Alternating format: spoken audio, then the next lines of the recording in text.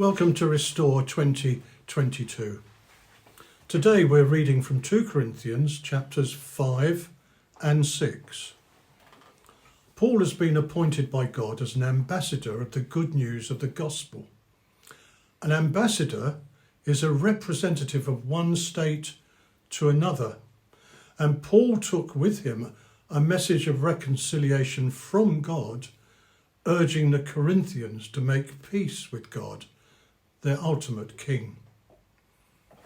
In these chapters, Paul is contending for the authenticity and value of his ministry. He's under attack from critics who are judging him by the standards familiar to Greeks, the standards of the philosophers. Now, Paul is an educated man.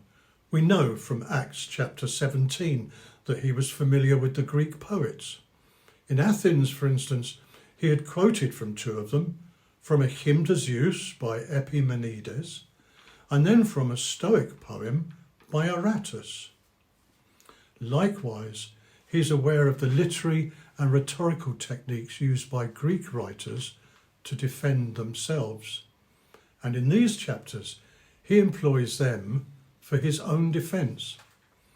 This would certainly impress a Greek audience who otherwise thought that he was out of touch with their own cultural proper speaking conventions.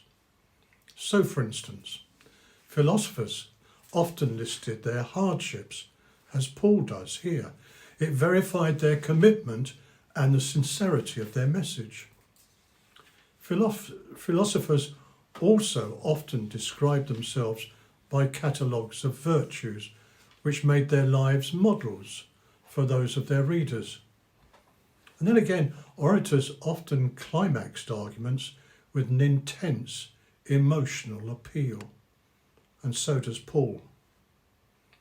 Because some members of the Corinthian church are being persuaded by Paul's critics to discredit him and his message, he begs them to widen their hearts towards him. And he follows up with what looks like a sudden moral diversion. Don't be unequally yoked together with unbelievers.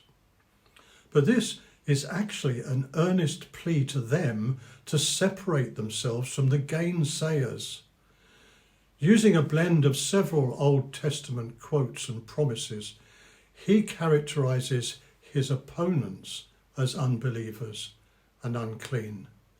Their influence should be shunned, because by rejecting Paul, they are actually rejecting God's ambassador. And by rejecting the ambassador, they are rejecting God, the King, who sent him. This emotional appeal continues into the following chapter, where in verse 2, Paul repeats, "Make room in your hearts for us."